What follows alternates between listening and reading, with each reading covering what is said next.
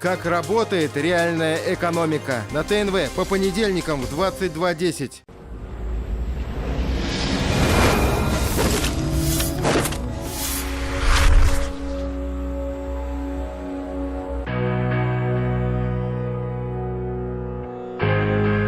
Юлшы проекты бу беренче сезонында Аллага тапшырып Уфа һәм Оренбург якларына юл тотачак.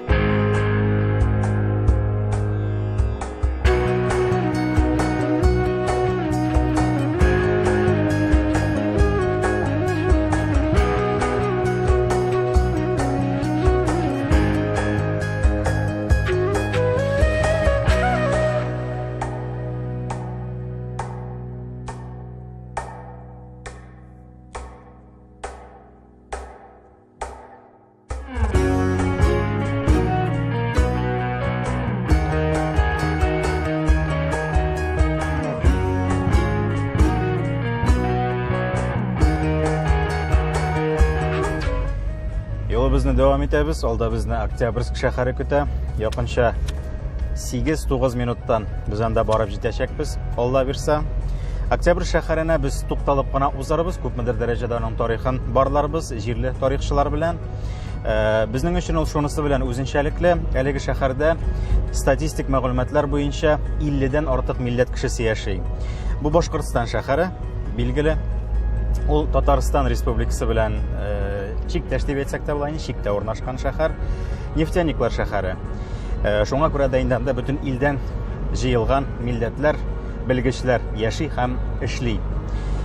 Октябрьск шәһәре Башкортстан Республикасы шәһәрләре арасында зурлыгы буенча 5-нче урында тора. Һәм анда 2010 елгы халык санын алу мәгълүматлары буенча 110 мең кеше яши. Октябрь шәһәренең шулай ук урнашуы да бик уңайлы икътисади яктан, чөнки ул Уфадан 180 километр гына ераклыкта һәм М5 федераль трассасы янында урнашкан.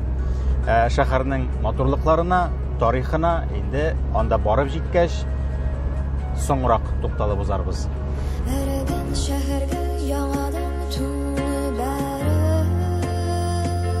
Октябрьск республика әһәмиятенә ия шәһәр булып тора. Биредә сәнәгать зур үсеш алганы беренче караштан ук аңлашыла. Шәһәргә кайсы яктан кирсәң дә, зур предприятие биналарын күрми калмыйсың. Октябрьскида алар 250-дән артык төрле товар җитештерәләр. Араларында төзелеш материаллары, нефтехимия, приборлар, керамик савыт-саба торбалар, насослар, хәтта краннар җитештерүчеләр бар. Чагыштырмача, яшь шәһәр буларак Октябрьск үзенең планы белән дә аерылып тора. Шәһәр үзәгеннән төрле якларга тигез урамнар таралып киткән. Дөрес, хәзерге вакытта шәһәр элек фаразланган шикләреннән чыгып, симметриясен югалтуын, әмма аның тарихи өлеше үзгәрмәгән. Шәһәр үзәгендә төгәл план буенча бер проектка туры китереп төзелгән 50-60 елгы йортлар. Кызганычка каршы, шәһәр элекке кыяфәтен тулысы белән саклап кала алмаган. Хрущев башлаган арзанлы фатирлар төзү программасы нигезендә иң беренче төзелгән кварталлар үзгәреш кичергән. Шулай итеп, бүгенге көндә Октябрьск 70 еллык тарихы булган гөрләп торучы шәһәр. Ләкин ул урнашкан җирлек тарихы күпкә тирәнрәк чорларга барып тоташа. Безнең битендә Октябрьский шәһәре ул Ак бассейнының уртагымы башлаган җирләрдә урнашкан һәм Ак буйлап безнең Бәләбәй шәһәреннән алып Бөгелмәгә чаклы Бәләбәй-Бөгелмә калкулыклары сузылганнар. Әйтеп үтәргә кирәк, бу Татарстанның иң биек точкасы булган Азнакай районы Чатыр таудан да биегрәк тә урнашканбыз инде, чөнки Ак битендә Татарстан ягына ага. Шуны әйтергә кирәк, әлеге вакытта да Бәләбәй-Бөгелмә калкулыклары алар әле күтәрелеш чорына тукталмаганнар. Елына 0,05 мм күтәрелә диелә. Геологический словарьдә, сүзлектә.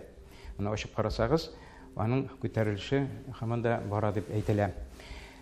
Октябрьский шәһәре утырган җир ул 47 елда гына башламаган, монда аңа чакта авыллар булган, иң кызыклысы Ак буенда табыла борынгы кешеләрнең торак урыннары, стоянки древнейших людей, һәм бу торак урыннары бик бай табылдыклар белән расланалар.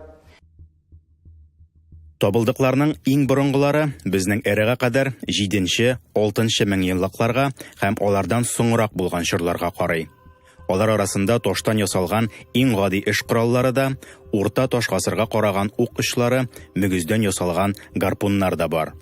Әмма археологларны шаккаттырган табылдык Европадагы иң борынгы йорт атлары сөякләре. Бундай табылдыклар безнең менә Башкортстанда, Октябрьский шәһәренә Муллинода һәм Дәүләкән шәһәре тирәсендә табыла. Бигрәк тә ат сөякләре табылу белән беренче Көнчыгыш Европада иң беренче ат сөякләре һәм ул ат сөякләре система рәвешендә монда исбат ителә. Атларны өйрәтү процессы барган. Иң беренче адамашивание, то есть атларны кулга ияләштерү процессы барган. Атлар ул как бы шушы якның брендты, бу якның бер горурлыгы булып тора. Шуңа күрә ат үрчетү безнең халыкның хулыкына, аның җаны тәненә үтеп кергән. Менә татарларда, башкортларда ат ярату ул бит инде нәселдән нәселгә килә һәм әле дә бу традиция хәзерге вакытта ат асрау кыен булса да дәвам итә. Бу традиция менталитеттан килә дип әйтергә буладыр дип мин әйтәм инде. Сенсация булсын өчен кыргый ат сөякләрендә йорт атыныкы итеп язырга була, әлбәттә. Әмма хикмәт шунда, Муллинуда табылган сөякләрнең барысы да 5 яшькә җитмәгән атларныкы. Хуҗалыкта үсеп, билгеле бер яшькә җиткәч чалынган атлар. Аларның сөякләрен ярып, төрле эш кораллары җитештергән борынгы кешеләр. Октябрьск җирлегенең тагын бер борынгы табылдыгы Лилит исеме бирелгән кыз. Ул моннан 4-5 мең еллар элек Муллино торагында җирләнгән булган. Исеме генә түгел, төс кыяфәте дә билгеләнгән бу туташның. Әлеге бюст рәссам уйдырмасы түгел, Михаил Герасимов ысулы буенча башкарылган саллы фәнни хезмәт нәтиҗәсе. Һәм ул Октябрьск шәһәре музееның үзәк экспонаты булып тора. Сүз уңаеннан Герасимов ысулы буенча башкарылган борынгы кешеләр реконструкцияләре Татарстанның Болгар, Зөя шәһәрләре музейларында да бар. Анда эшнең нәтиҗәсе генә күренә. Лилит мисалында реконструкция тәртибенә дә тукталып узуны кирәк саныйм бүгенге тапшыруда. Күренекле галим Михаил Герасимов 1907 елда Петербургта дөньяга килә. 11 яшендә беренче археологик экспедициядә катнаша. 18 яшендә беренче фәнни хезмәтен яза. 1927 елдан борынгы кешеләрнең баш сөякләре буенча кыяфәтләрен реконструкциялау өлкәсендә зур эш башкара. 1941 елда Герасимовның хезмәтен махсус комиссия тикшереп, аның нәтиҗәләрен, ысулы дөрестлеген раслый. Бүгенге көндә Герасимов ысулы камилләшеп килә. Аның эшен дәвам итүче галимнәр безне яңа хезмәтләре белән куандыра. Шундый галимнәрнең берсе Уфа антропологы Алексей Нечфолода Лилитка 100 бүләк иткән кеше. Баш сөяге буенча реконструкция аның зыян күргән өлешләрен төзәтүдән башлана. Мәсәлән, Лилитка бит сөякләрен һәм тешләрен яңадан гипстан ясап кайтаралар. Сүрәттә алар кызыл сызык белән билгеләнгән. Бу этапта тешләрнең сакланышы, баш формасы буенча әлеге кешегә ничә яшь булганы һәм аның җенесе билгеләнә. Аннан соң баш сөяге муен мускулларына утыртыла. Әлеге кадрда баш сөягенең узынча булуын, ияк формасын һәм борынның ничек урнашуын галим булмаучылар да якынча күз алдына китерә ала. Алга таба сөякнең яңакларына ит үстерү һәм аның бит мускуллары каркасын булдыру этабына керешәләр. Лилитның баш түбәсенә ябыштырылган тамгаларга игътибар итегез. Алар сөяккә үстереләчәк итнең калынлыгын билгелиләр. Ул ярты сантиметрдан да артырга тиеш түгел. Башны сөяк дисәк тә, һәрберебездә берничә миллиметр булса да йомшак өлеше бар аның. Йомгаклау этабы әлеге каркаска бит тиресе ясау. Биредә табылдыкның яшенә карап җыерчыклар да өстәлергә мөмкин. Артык иҗатка бирелмичә генә әлбәттә.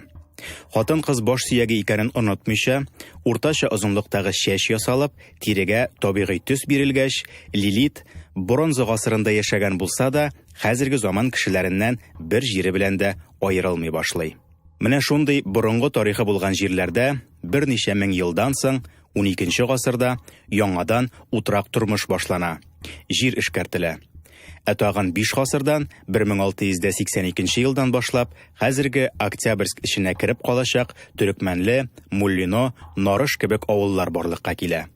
Ләкин 1930 елда бу җирләрдә нефть табылгач, тарих яңа борылыш ясый. Октябрь шәһәренең тарихы 1937 елда башланып китә. Нәкъ менә шушы чорда Туймазы нефть тресты төзелә һәм Башкортстанның көнбатыш районнарында нефть ятмалары ачыла башлый. Әлбәттә, бу җирлектә дә ул нефть табыла һәм бирегә бөтен илдән, бөтен Советлар Союзыннан белгечләр, эшчеләр килә башлый. Алар арасында әрмәннәр дә, урыслар да һәм немецлар да булган.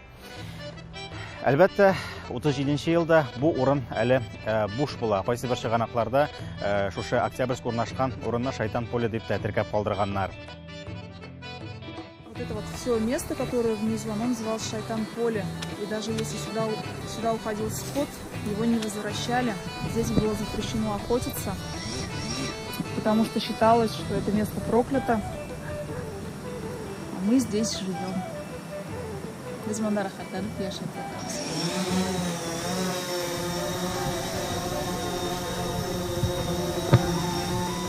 Шайтан поледан коптер гына әйләнеп кайтсалар дип теләп торам ишетә. Тарихи урыннарда күп булырга туры килү сәбәпле, мондый җенле урыннар беренче генә очрамый безгә.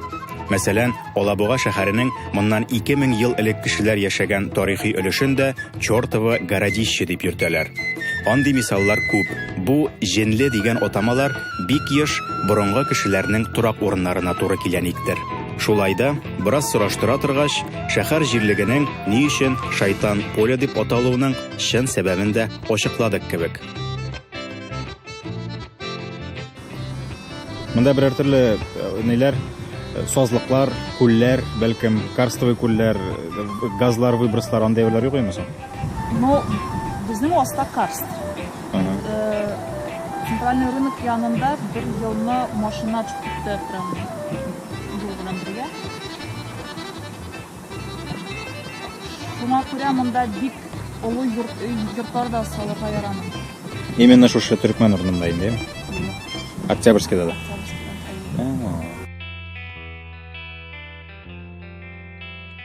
Шулай итеп, шәһәр төзелешен башларга торганда, Советлар Союзы чорында җеннәргә бик исе китеп тормаган халыкның. Якын тирәдәге халык Шайтан поле дигән урында эшчеләр поселогына нигез салына. 1937-38 елларда ук саман кирпечтән 20ләп йорт төзелә. Клуб, почта һәм ашхана сафка бастырыла. Бистәгә социалистический городок дип исем бирәләр. Беренче елларны бистәгә килүче кешеләр бихисап була. Торырга урын булмауга карап тормыйлар, землянкалар казып, кышны шунда чыга торган булалар. 1941 елда бирегә спецпереселенец булган немецлар күчерелә. Алар урман кисәләр, якындагы карьерлардан таш чыгарып, беренче 2 катлы йортларны төзиләр. Урамнарга таш түшиләр. Ул урамнар бүгендә Таш урам исемен йөртәләр. Шулай итеп, бистә бик тиз үсеп китә. 1947 елда элек социалистик шәһәрчек дип аталган, соцгород дип аталган яшәү урыны шәһәр булып китә һәм ул шәһәргә Октябрьск исеме бирелә. Шулай итеп, 1947 елдан рәсми рәвештә Октябрьск шәһәренең тарихы башлана. Ләкин ул буш урында, буш аланда урнашкан дигәч тә, бу җирләр гомумән дә кешесез торган дип әйтү дөрес булмас иде. Чөнки шәһәр, менә бу социалистик шәһәрчек, ул Муллино һәм Төрекмән авыллары арасында урнаштырыла. Әлбәттә, инде бөтенләй дә кеше яшәмәгән җиргә килеп, нинди дә булса эш башлау ул чорда да бик авырлардан булган. Шулай итеп, Октябрьск шәһәре чын мәгънәсендә авылдан үсеп чыккан шәһәр буларак та аталырга мөмкин. Шуңа күрә без менә шушы авылларның берсе Төрекмән авылының да тарихына кагылып узыйк әле.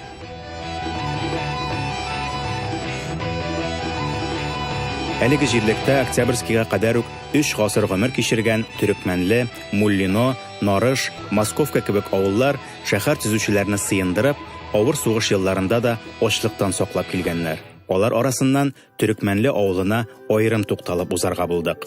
Авылга 1684 елда типтәрләр нигез сала. Бу җирләр Кыр-Елан волости башкортларыныкы булып, бирегә татарлар килеп утырган дигән сүз бу. Соңрак 1739 елда җирләрне типтәрләрнең яңа төркемнәренә, шул исәптән чуашларга һәм мишәрләргә дә бүлеп бирәләр. Авыл җирлеге үсә һәм 1939 елда биредә 1300 кеше исәпләнә. Бу кадәрле зур авыл шәһәр төзелеше өчен чын таяну ноктасы була әлбәттә. Ләкин ул Октябрьскка булышып кына калмый, үзенең яшәешен үк шәһәр ягына таба бара. Районда безнең тирәдә нефть табылганнан соң, сугыштан соң бөтен халык колхоз эшләрен ташлап шәһәргә күчкәннәр, шәһәрдә нефтчегәләр булып киткәннәр. Шуңа да карамастан безнең Төркмәндә төп нәселләр, ныклы нәселләр бик күп, гореф-гадәтләрне саклай белүчеләр бик күп. Шундый нәселләрнең менә кайберләрен әйтеп китәсе килә. Ул нәселләрдән инде Шариповлар нәселе, Набиевлар нәселе, Гайнаншиннар, Хабибуллиннар. Тагы бик күп менә шушындый төпле, ныклы гаиләләр бар безнең Төркмән авылында. Алар шушында яшиләр Электән күптән яшәйләр алар. Аларның балаларының балалары бүгенге көндә алар в основном бөтенесе дә нефтяниклар. Но шулай да инде гореф-гадәтләрне бер качан да онытмадылар. Бүгенге көндә Төрекмәнле авылы Октябрьск шәһәренең бер бистәсе булып исәпләнә. Авылда 700 ләп хуҗалык бар. 1000 артык кеше яши. Төрекмәнлеләр шәһәр халкы булып исәпләнсәләр дә, авыл тормышын саклап киләләр. 45 елларны бөтен әтиләребез сугыштан кайткачтан һәрберсе эшкә керде бит инде шушы нефтяной организацияларга. Шуңа карамастан алар мал тотуны ташламадылар. Нык көчле булдык. Менә без үземнән генә дә әйтәм, семьябыздан малчылык белән дә шөгыльләндек. Әти-әниләр производствода да эшләделәр. Ныклап тормыш көттеләр инде. Үзгәрешләр яхшы якка гына булды. 5-6 ел эчендә һәрбер яшь гаилә йортлар салып керде. Мал туарлы, күпләп бала карарга да җитештеләр. Һәрбер йортта 5-6 бала булды, үстерделәр. Кыен булмады. Менә бер кыенлыгы, бер начар ягы гына бар безнең бүгенге көндә менә 5-6 ел инде мәктәп ябылды. Мәктәп булганда вообще эшләү җиңел. Безгә якынрак бер-беребезне, әти-әниләр бер-беребезне беләдерик, балалар бер-беребезне ныклап беләдерик. Шуңа карамастан менә клуб безне җыеп торгачтан без бер-беребезне ныклап беләбез. Телефоннан гына сөйләшеп, 1-2 сүздән бер-беребезне аңлашып, тату итеп яшәйбез. Авылда мәктәп булмау аяныч. Ләкин Төрекмәнле мөстәкыйль авыл түгел икәнлегендә онытмаска кирәк. Мәктәп бар, һәм ул шәһәр мәктәбе. Авыл халкын туплап тотучы төп урын мәдәният йорты хәзер. Исемен дә сойлап кына Нур дип куйганнар. Урыны да тарихи урын. Бу нигездә заманында авылның мәчете торган, аннан соңрак мәктәп, аннан балалар бакчасы. Хәзердә мәгърифәт эше тукталмый бу бинада. Безнең тирәдә бер качан да клуб булмады, бер авылда да шушындай населенный пунктларда, менә бездә инде клуб бар. Без үзебезнең клубыбыз белән сокланабыз, анда бөтен бәйрәмнәрне бергә үткәрәбез. Бөтен даталарга да бергә җыелырга тырышабыз. Менә карга боткаларын, сабан туйларын бер җирдә дә ул юк, безнең менә Төркмәндә бар. Шәһәрдән дә киләләр монда карарга, спектакльләр постоянно монда булып торалар, концертлар булалар. Без үзебезнең объявлениеларны шәһәр газеталарында объявлениелар бирәбез дә, менә киләләр инде. Бер мероприятияне икешәр тапкыр үткәрәбез. На слуху менә шәһәр халкында безнең бүтән микрорайоннар, шулай ук сорайлар безгә дә шушындый клуб ясап бирегез әле. Шәхсән мин Октябрьск белән Төрекмәнленең кушылуында бары тик уңай яклар гына күрәм. Илебездәге бик сирәк үрнәк мисалларның берседер мондагы яшәеш. Шәһәр эченә кереп китсә дә, тамырларын югалтмаган Төрекмәнле. Алай гына да түгел, үзеннән 10 тапкырга зуррак шәһәр халкына горыф-гадәтләрен, телен, моңын, тарихын күрсәтеп яши. Ә шәһәр исә үзе дә авылга тартылган сыман яшеллеккә күмелеп утыра. Мактау өчен генә әйтүем түгел, Октябрьск төзелгән вакытта ук аның барлык парклары, аллеялары, хәтта күлләре дә планга кертелгән булган. Ул чорда шәһәр үзе янындагы авылларга яраклашкан күрәсең. Җыйнак һәм пөхтә итеп төзелгән ул. Дөрестән дә кечкенә Петербургтәг әйтерлек чалымнары бар Октябрьск шәһәренең. Ничектер менә бер төрле затлылык белән шунда эшләнгән инде беренче чиратта. Аңлашыла инде менән Советлар Союзы чорында 50нче елларда аеруча шушындый стилистика белән эшләнгәннәре. Казанда да бар инде ул. Сталинкалар, ул Сталинканың өскөл эшендәге матур колонналары, бизәкләре һәм башкасы. Ә монда бөтен шәһәр диярлек шундый. Бу шәһәрнең күп биналары, бигрәк тә инде аның үзәк өлешендәге биналар, иске өлешендәге биналар шушы стилистикада һәм иң кызыгы алар бик яхшы сакланганнар. Һәм 2018 елда менә шул шур дизайнындагы биналар чиста пөхтә итеп сакланып тотылгач, ничектер үзенчәлекле матур булып тора, күңелгә ятышлы булып тора. Шәһәр әлбәттә яңартыла. Инде күренеп тора. Берничә ел эчендә генә дә бик күп менә шушындый стеллалар, һәйкәлләр, фонтаннар ачылып килә. Инде нефтяниклар паркы, шәһәр инде нефтяниклар шәһәре дип әйтеп узган идек. Шулай матур затлы итеп эшләнгән. Шулай ук серьезный абыяң. Безнең Фәнзил эшли. Мин дә калдым.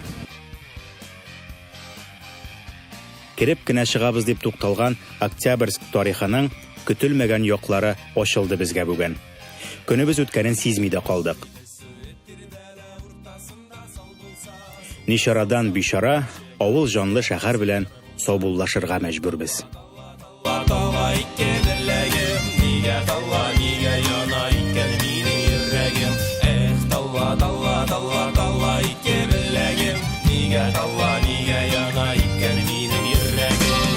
Аллаһка шөкер, без үзебез уйлаганча сәфәребезнең икенче көнендә 650 километр юл узып, Төмәнәк дигән авылга килеп җиттек.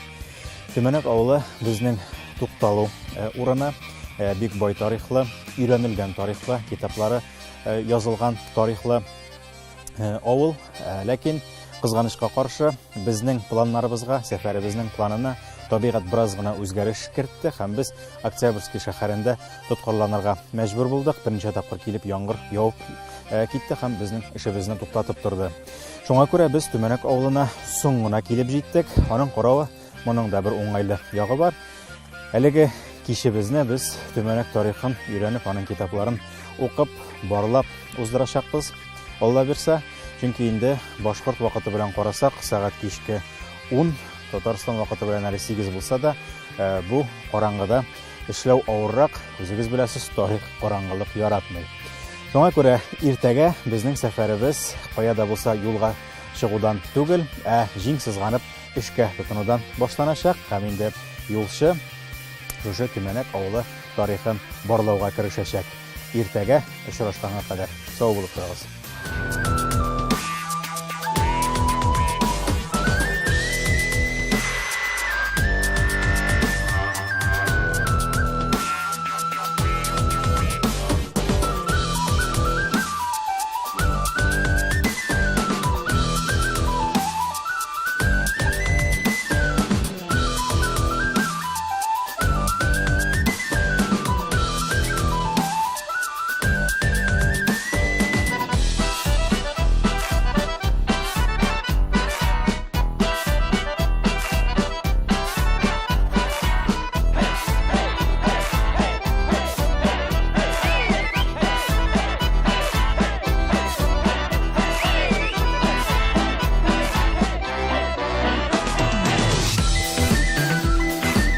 Ринат кенә килеп иттегезме? Әй, Аллаға шөкер.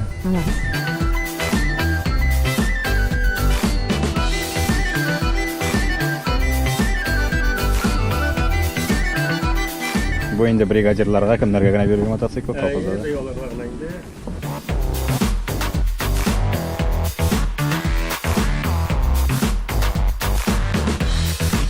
Һәм ат тизәге кушып, буга кушып, шуны басабыз, аяк белән рәхәтләндереп.